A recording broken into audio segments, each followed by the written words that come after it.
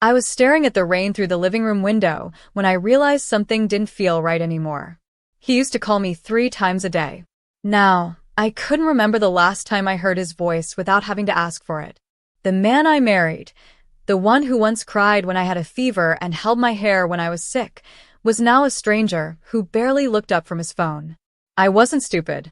I knew something was going on, but I didn't want to believe it. So I gave myself one last shot to prove I was wrong. I made a plan, a dangerous one. I packed a small suitcase with clothes and a few personal things. I waited until he was home from work. I sat down on the edge of the bed, heart racing, voice shaking as I said, "I need to go stay with my sister for a few days. She's going through something and needs me." He didn't ask what was wrong. He didn't even blink. Just nodded and mumbled, "Okay, drive safe." That's when I knew my place in his life had quietly expired.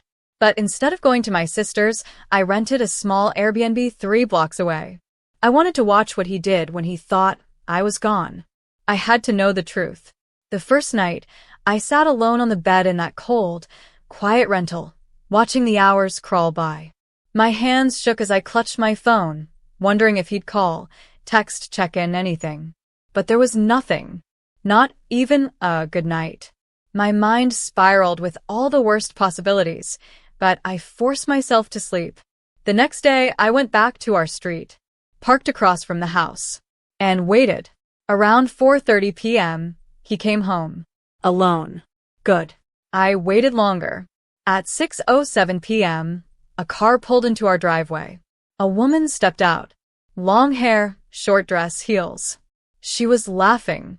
He opened the door for her, and they went inside. I couldn't breathe. I stayed parked in that spot until nearly midnight. She didn't leave. I watched the house, our house, as all the lights slowly went off, room by room, including our bedroom. That night, I didn't cry. I didn't scream. I just sat there staring at the steering wheel, numb, knowing everything I built was gone. But I didn't leave. Not yet. The next day, I bought a burner phone. I created a fake identity online. I used an app to mimic another voice. I sent her a message from a fake account, pretending to be someone from his past. Someone who had unfinished business. And I waited. She responded. She didn't know who I was, but she was curious. I told her I had photos, proof he was hiding things. And just like that, she took the bait. 3 nights later, she asked him if he ever cheated on anyone before. He said no. She asked if he was sure I was really gone. He said, "She's with her sister. She has no idea." This is the cleanest escape I've ever had. I recorded that call. Every word. Still, I didn't send it to him. Or her. Not yet. I wanted them to stew in the lie. I wanted to make them question what they thought they knew. So I left small traces around the house, a red lipstick in the drawer, a hair tie on the sink, a perfume scent on the pillow. Enough to haunt her. Enough to make her wonder. By the 5th day, she was getting paranoid. Asking him if I'd really left. Saying she felt like she was being watched. He told her she was overthinking. She wasn't, because I was watching everything. On the 6th day, I went home. Not with a fight. Not with a slap. With silence. I walked into the house while he was out. I cleaned the kitchen, watered the plants, took a long shower, and left a single envelope on the kitchen table. Inside was a flash drive. On it, recordings, screenshots, photos. And a letter that simply read, "You lied to the wrong woman." Then I walked out, this time for real. The next 48 hours were chaos. He called me 37 times. Texted 54. Sent voicemails, begging, crying, even threatening to explain everything. But I didn't respond. He even posted a sad Instagram story with our song in the background. Like that would undo the betrayal. But betrayal isn't a wound. It's a weapon. Once used, you don't get to ask why it hurts. The other woman? She messaged me too. Once. A weak apology saying she didn't know. That she thought I'd left him. I didn't reply to her either. She was just another symptom of his disease.